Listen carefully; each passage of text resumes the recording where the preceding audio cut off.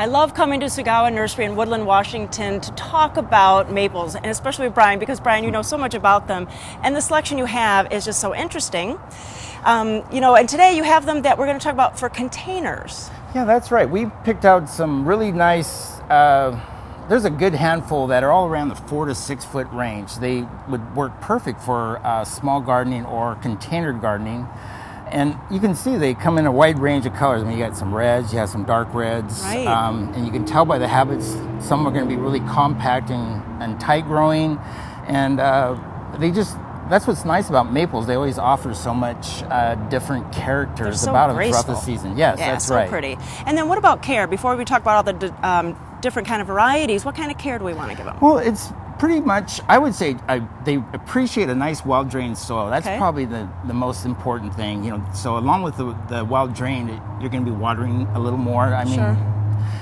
That would probably, you would not want to probably use your garden soil when you're doing container planting. So we want to at least amend that with some organic material. But a good potting soil is pretty much you can get anywhere, and that's pretty much all the Japanese maples would need. They're not heavy feeders, and they really don't require. What about much light? Sunshade?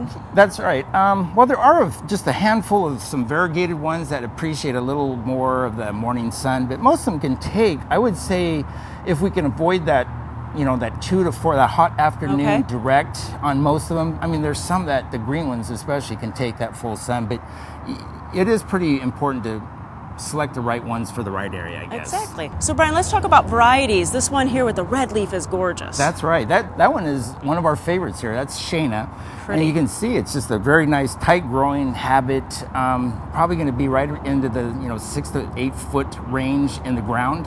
At most gardens. I mean, they don't ever really stop. So, say in 10 years, that's a pretty good. And you can prune them to keep them too, to different sizes. They definitely appreciate a little bit of maybe opening it up to show some of the character of that tree. And what else do you have? Oh, well, right on the other side of me, we have this one right here is Beni Otake. That's also called, I believe, willow leaf is the name of it. You can see that's exactly what it is, a willowy type leaf on it. But what we like about it is the arching branches. Nice. It very much. It just kind of shimmers in the sun there for you. So, and you put one in a container for us to show us, because you don't have to just have a bare container. You can put all kinds of beautiful flowers around it, annuals, to really show off the foliage. Yes, this one here is Orange Dream. Again, another very nice chartreuse green, but what they did do, though, is they showed how to complement the maple with some of the other plant materials, some companion planting.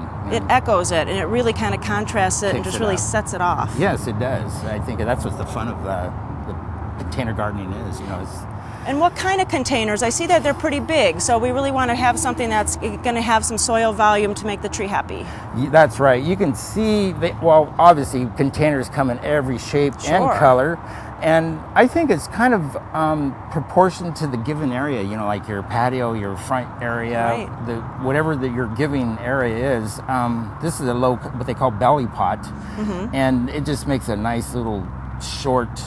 And this again is going to stay on the smaller size, so it doesn't really get out of hand. To proportion your planting, So if you didn't really need this much area, you can do a much smaller pot, maybe taller. But I think it's kind of up to the homeowner. The eyes of the creator, I guess. That's true. Now, Brian, you have some pieces here that show us. You already talked about it, but the soil, you have a great soil here. To use for potted containers. Yes, this is again, it's one of our favorite potting soils. We just like the well-drained soil. So all these plants require a little bit of well-drained soil so we're going to be watering more, then they're going to require some fertilizing, obviously. So when we're watering, we're leaching everything out. So you're going to have to think of or consider some type of way of feeding it. And there is a Japanese maple fertilizer out, but we have timed release fertilizers.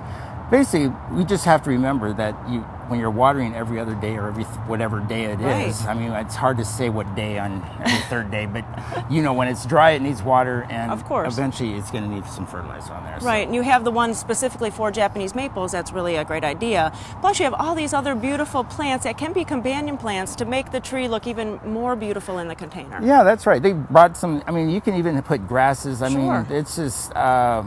it's so fun. That's what's so nice about it. There's so much of a range of colors and foliages and textures, and I guess that's what makes it all container gardening fun. So. And you have maples just not for the container gardening. You have them for a bigger space. You have big ones, small ones, red ones, green ones, yellow ones. One and you for have every huge... occasion. Yeah, that's about right, Judy. They do come in a wide range, and we do stock a wide range of sizes too, because there's needs for every different thing like that. Well, of course. Well, if you have any kind of need for Japanese maples, just come here and stroll the aisles and talk to Brian and his staff about getting the right one for your home or garden. Thanks so much. Thanks, Judy.